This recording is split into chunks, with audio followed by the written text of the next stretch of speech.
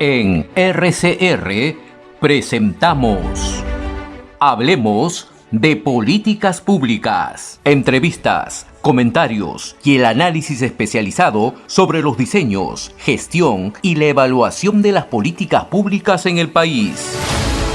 Con la conducción de Gustavo Nakamura. Hablemos de Políticas Públicas.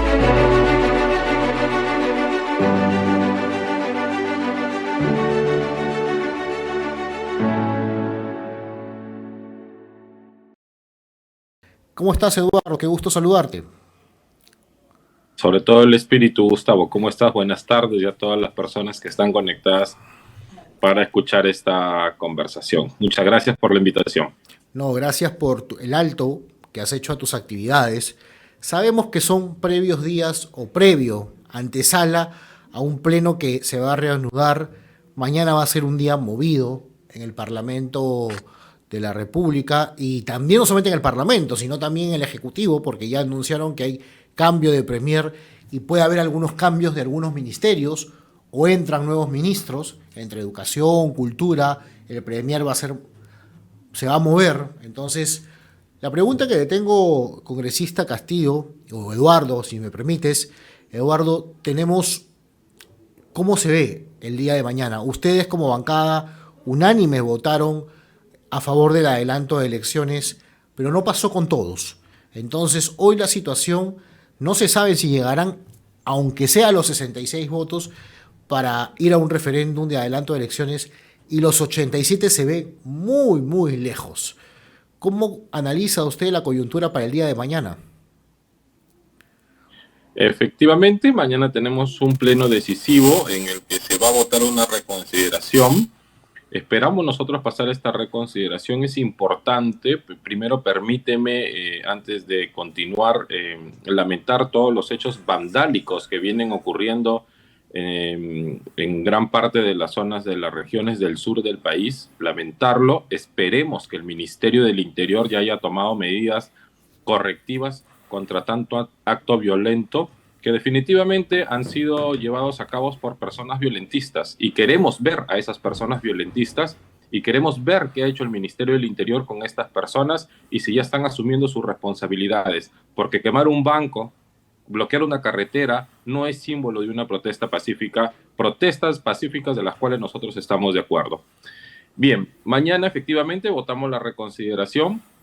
Yo espero que estas bancadas que tienen una lectura distinta, que tienen una lectura diferente a lo que se refiere seguir siendo como Congreso de la República una institución responsable para terminar con la crisis, puedan reflexionar finalmente, puedan entender que la población requiere cambio político ya, que la población requiere hacer un alto a las actividades de cada una de las instituciones políticas que tenemos en este estado, tanto el ejecutivo como el legislativo, y que entendamos también para la población y para las bancadas que no están teniendo una lectura adecuada de que los organismos electorales ya han planteado una posición, una posición que nosotros hemos hecho ver y que la hemos recogido en el dictamen que se ha leído. Parece ser que hay muchos congresistas, inclusive, que después de haberse leído el texto sustitutorio de la Comisión de Constitución que preside el señor Nano Guerra García, seguían diciendo que no habían tiempo para hacer las reformas constitucionales cuando el texto decía tranquilamente que las elecciones se iban a llevar a cabo en el mes de diciembre y que se iba a terminar el mandato a fines de abril del 2024, tiempo suficiente para que cada uno de los representantes, para que de los 130 planteen sus propuestas de reformas políticas y poder ir con tranquilidad a unas elecciones generales, que es lo que finalmente la población decide. Quien diga que la población no quiere unas elecciones generales, yo creo que está fuera de toda realidad, pero siempre y cuando se maneje y se genere un camino legislativo para poder hacerlo y que, por supuesto, garantice transparencia. No podemos irnos a unas elecciones, y nuestra bancada también lo ha dicho. No podemos irnos a unas elecciones con las mismas instituciones electorales que tenemos o bajo el mismo mando de las instituciones electorales que tenemos. Por ejemplo, sería un primer paso para irlo viendo, ¿no? Y ya luego las reformas políticas que todo el mundo está mencionando, como bicameralidad, reelección, que se pueden trabajar, que inclusive el tema de la bicameralidad se quedó para también para ser vista en una reconsideración y que tenemos todo el tiempo necesario, esto con la finalidad de escuchar una de las demandas de la población peruana. Esta es una de las demandas de la población peruana. Hay otras demandas que son imposibles de atender, como por ejemplo el tema de la Asamblea Constituyente y que viene siendo monitoreada y dirigida por congresistas irresponsables, minorías irresponsables, que lo único que quieren es desatar el caos en el país para instalar una asamblea constituyente y que, tengo que decírtelo, Gustavo, una asamblea constituyente que ni ellos mismos saben qué quieren plantear en esta asamblea constituyente. Yo pregunto a cada uno de ellos cuál es el borrador de la asamblea constituyente y definitivamente dicen que es necesario formar un congreso constituyente para ver recién qué capítulos pueden cambiar. Ahora, en base a ese sentido, Gustavo, la constitución política del Perú permite reformas, permite cambios, no necesitas una asamblea constituyente. La población civilmente organizada puede presentar proyectos de ley a través de sus órganos de gobiernos locales. Pueden hacer las reformas en el capítulo económico, en el capítulo de salud, en el capítulo de vivienda, lo pueden hacer con total tranquilidad. Se somete a las comisiones dictaminadoras respectivas y se somete a un pleno.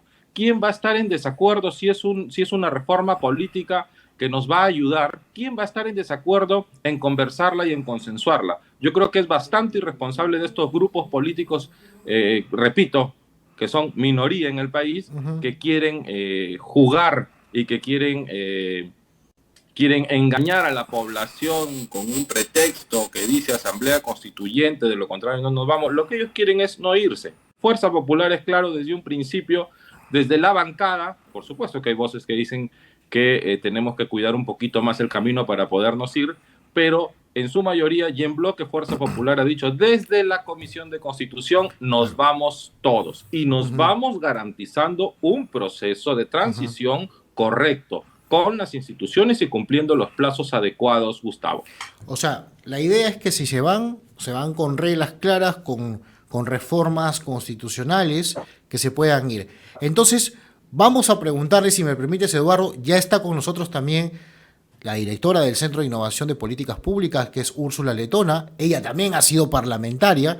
No le voy a preguntar si se va a reelegir, ¿ya? Pues si ella va a entrar a congresar, porque ella me ha dicho 20 veces que no regresa a un parlamento.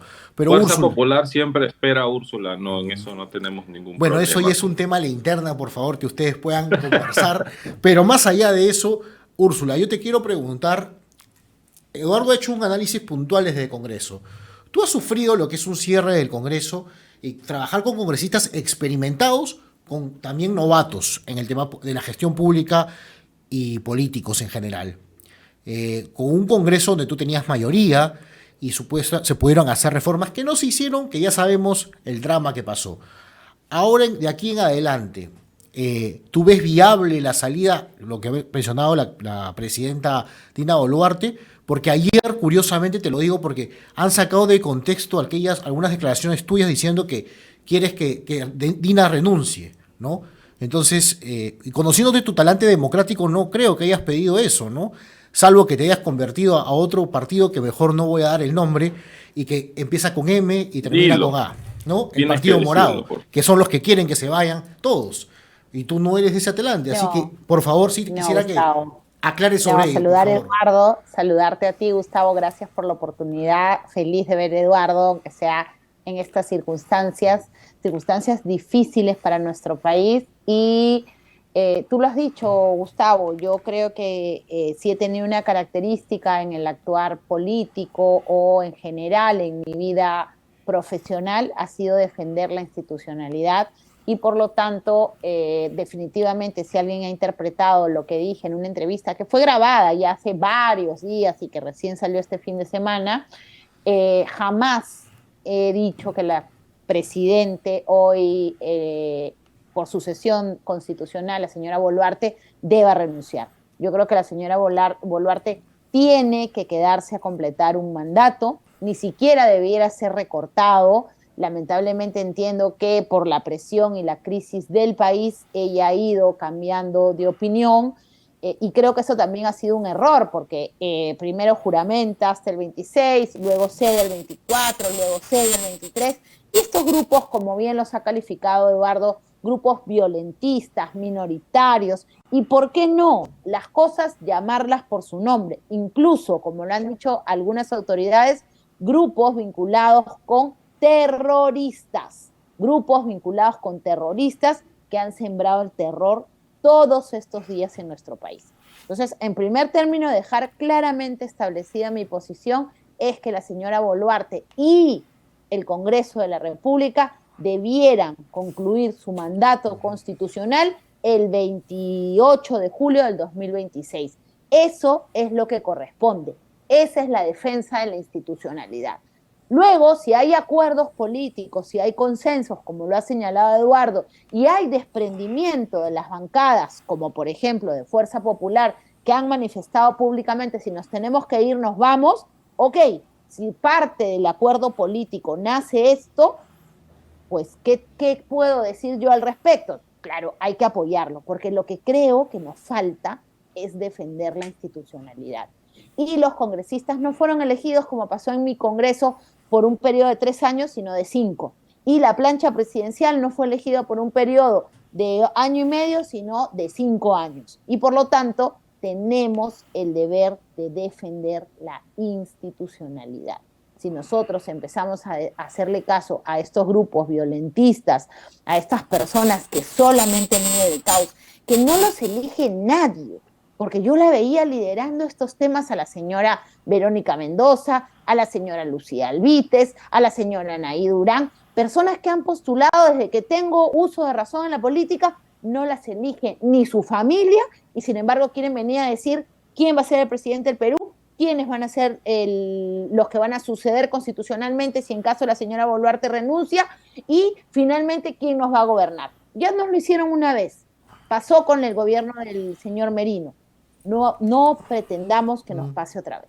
Interesante los análisis que haces, Úrsula, y si me permiten también a Eduardo preguntarles ahora, ya no tanto por el legislativo, que sé que Eduardo mañana tiene una larga jornada y seguro van a estar muy parlare, como dicen los italianos. Espero que sea parlare y no se metan golpes o por atrás, como hizo el congresista Pasión Dávila al señor Burgos, ¿no? Y si quiere agarrarse a golpes, váyanse a un ring, ¿no? Porque no está el Parlamento para eso, ¿no?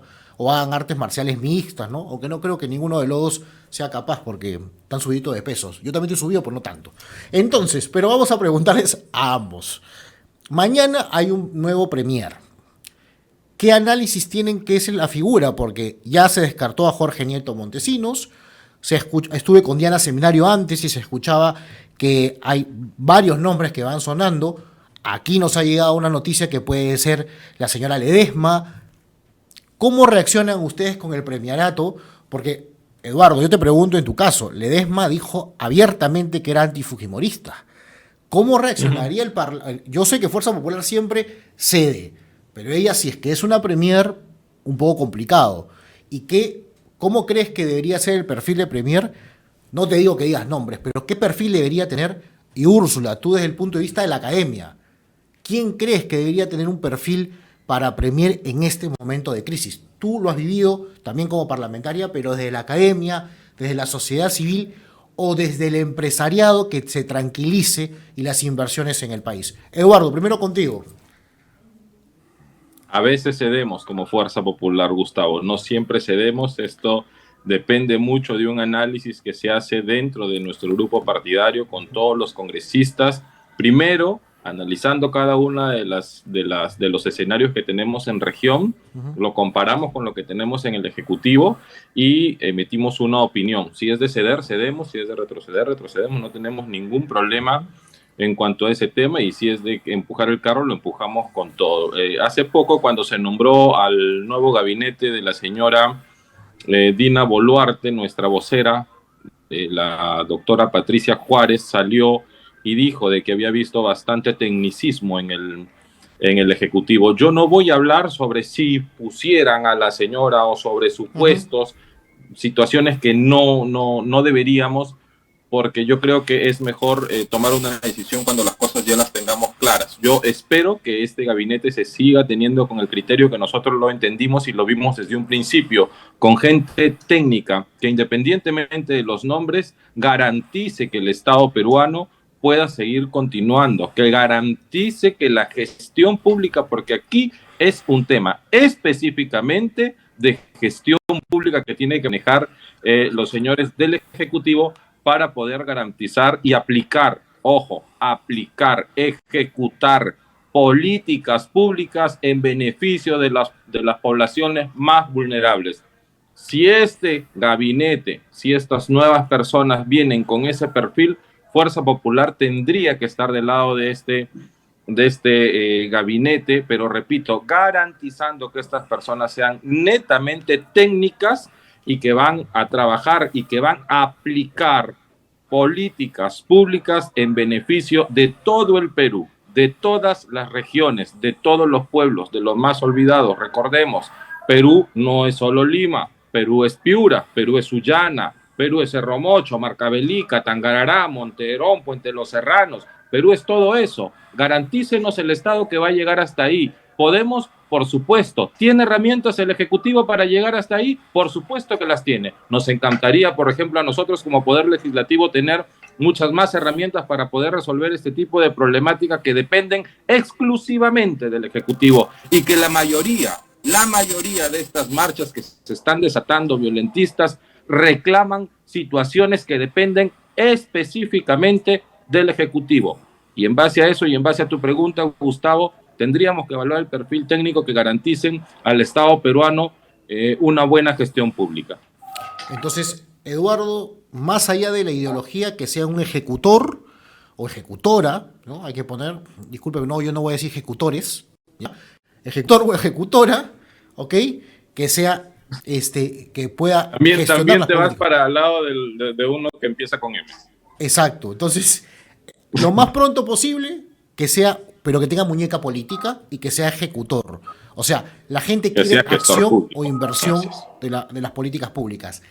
Úrsula, ¿qué perfil crees que necesita el mundo de la academia, donde tú estás, tú eres docente también universitaria, y los gremios empresariales? Porque hay mucha desconfianza, se han paralizado las inversiones privadas, estamos parados totalmente. Entonces, ¿qué tipo de perfil de premier necesitan para que el país avance?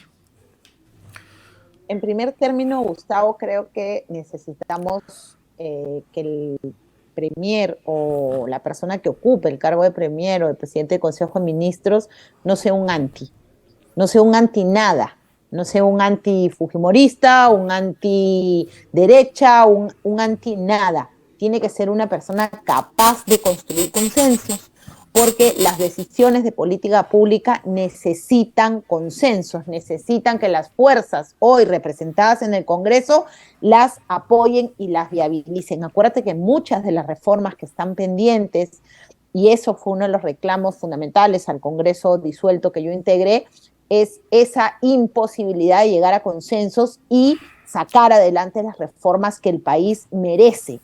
Las reformas de tercera y de cuarta generación que están postergadas durante muchos años y que gracias, felizmente, tenemos este modelo constitucional que ha permitido una estabilidad y que el país no termine, como otros países de la región, destruidos porque el marco constitucional así lo ha impedido. Entonces, primer requisito, tiene que ser una persona capaz de generar consensos, de construir puentes. Si ponemos un anti-algo, un anti-izquierdo, un antiderecho, no, tiene que ser una persona capaz de, más allá de su ideología o más allá de si profesa o no una militancia política, construya consensos para que las reformas lleguen ya.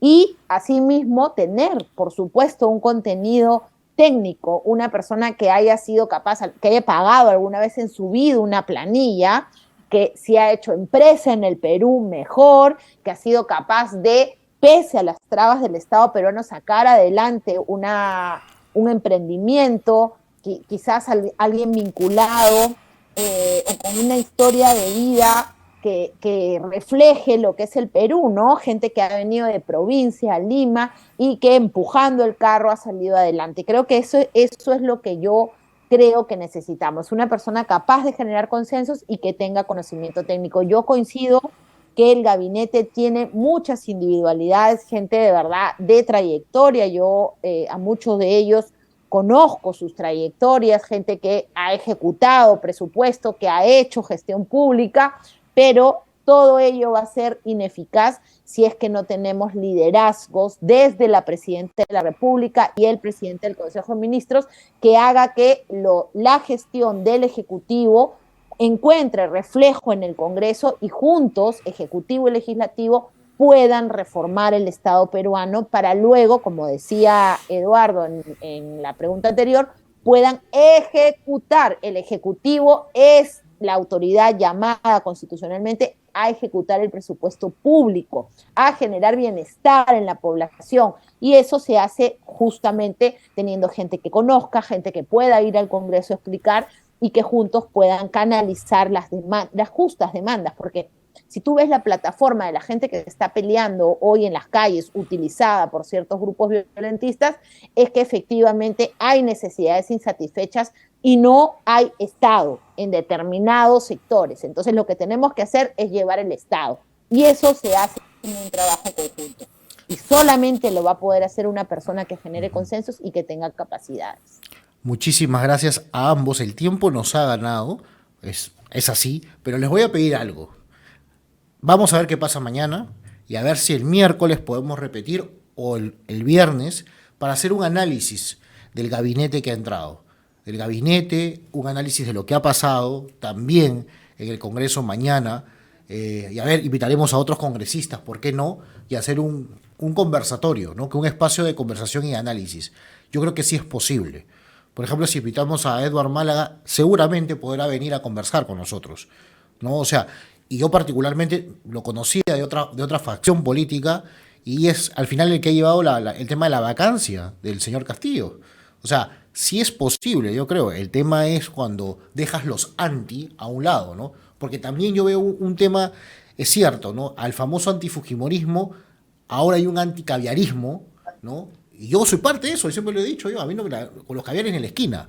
Pero ya el país ya no necesita de anti, necesita cosas propositivas. Entonces, sí les pediría, a ver si el miércoles o el viernes los coordinamos por interno, pero sí hacer un análisis, yo creo, propositivo, y el enfoque regional que tienes, Eduardo, tú siendo congresista de la República, de la región Piura, que es una región muy importante para el país. ¿Qué visión tienen las regiones? La más importante para el país. Y qué importante es esta región y qué importante ver desde una óptica de un congresista de la región Piura. O sea, no es un congresista que por ahí dijeron que nació en San Martín o nació en Pucallpa o nació y salió electo. Sino es un congresista que es de Piura y habla como el piurano, porque tienes hasta el dejo. Eso hay que decirlo. De Sullana. Y bueno, está perfecto. Entonces, a ambos ya los coordinamos por interno para invitarlos. Muchísimas gracias. Encantado. El tiempo nos ha ganado. Encantada. Y éxitos mañana, Eduardo, en las votaciones, en lo que venga. Y Úrsula, bueno, ya estamos conversando al tanto porque también tienes que darnos novedades del Centro de Innovación de Políticas Públicas. Gracias. A ambos un fuerte abrazo y estuvo con nosotros el congresista Eduardo Castillo y la directora y ex congresista de la República, Úrsula Letona. Hemos presentado Hablemos de Políticas Públicas. Nos reencontramos en nuestra próxima edición.